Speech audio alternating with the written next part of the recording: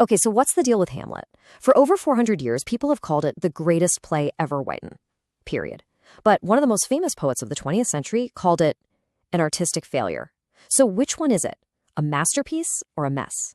Well, let's dive in and investigate the most famous and maybe the most puzzling play in history. Yes, the big one. You know it, I know it, pretty much everyone on the planet knows this line. It's probably the most iconic sentence in all of English literature, capturing that universal struggle of just being human. We don't know the words. But here's the thing. That famous line, it's really just the tip of the iceberg. The real question is the play itself. The whole thing is a giant riddle. And at its center is a character so complex, so contradictory, that we've been arguing about him for centuries. That's the question we're tackling today.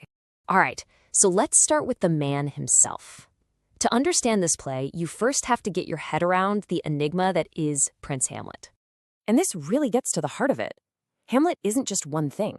He's a college student, a philosopher, a heartbroken son, and he's supposed to be this action hero avenger all at once. He's got this enormous intellectual activity, as one critic said, but at the same time, he has a massive aversion to real action. It's that contradiction, that brilliant mind that can't seem to make a move, that's exactly why we can't look away. So to really get Hamlet's dilemma, you have to understand the world he's trapped in, and believe me, it's a mess. As one of the guards famously says, something is rotten in the state of Denmark. You have no idea. The court of Elsinore is basically a pressure cooker about to explode. First off, Hamlet's dad, the king, he's been murdered. Then his uncle, Claudius, not only steals the throne, but in record time, marries Hamlet's mom, Gertrude. And while all this is going on inside the castle, an army from Norway is literally on its way to invade. So yeah, this isn't just some family drama, it's a full-blown national crisis. And just when you think things can't get any weirder, a ghost shows up. But it's not just any ghost. It's the ghost of Hamlet's father. And he's here to spill the beans. He was murdered by Claudius, poisoned while he was sleeping. The command he gives his son is simple and direct. Avenge me. And that right there, that's the moment that lights the fuse on the whole tragedy. So with a clear mission from beyond the grave, does Hamlet jump into action? Nope. His first move is to pretend to be crazy. He decides to put an antic disposition on to hide what he's really up to. But the strategy immediately creates the central question of the play. Is he just acting insane, or is the weight of all this actually breaking his mind? That uncertainty becomes his greatest weapon, and the play's greatest mystery. And Hamlet's little act of feigned madness is just the beginning. What it does is pull back the curtain on this world where absolutely nothing is what it seems. It forces everyone, including us in the audience, to question what's even real. And right here, you see the two sides of the coin. Both Hamlet and Claudius are putting on a performance. Hamlet's madness is an act he's using as a tool to uncover the truth. Claudius's performance, as the concerned king and loving husband, is an act to hide a terrible truth. As Claudius himself admits, his words are painted to cover up the ugly reality of what he did. And this deception, it's like a virus that infects everyone. The court of Elsinore is a total surveillance state. The king's main advisor, Polonius, literally sends a spy to keep tabs on his own son in Paris. Then he and Claudius hide behind a curtain to eavesdrop on Hamlet and Ophelia. Even Hamlet's old college buddies, Rosencrantz and Guildenstern, show up just to spy on him for the king. Trust is completely impossible. So how in the world do you find truth in a world built on lies? Hamlet's solution is absolutely brilliant. He uses art. He arranges for a traveling theater group to perform a play, which he calls The Mousetrap, and has them act out a scene that looks suspiciously like his father's murder. He's just going to watch Claudius's face, and if the king flinches, he'll have his proof. It's a perfect plan, using fiction to expose a fact. Now, that moment with the mousetrap, it's a masterclass in psychological suspense. It's scenes like that have cemented this play's reputation for 400 years.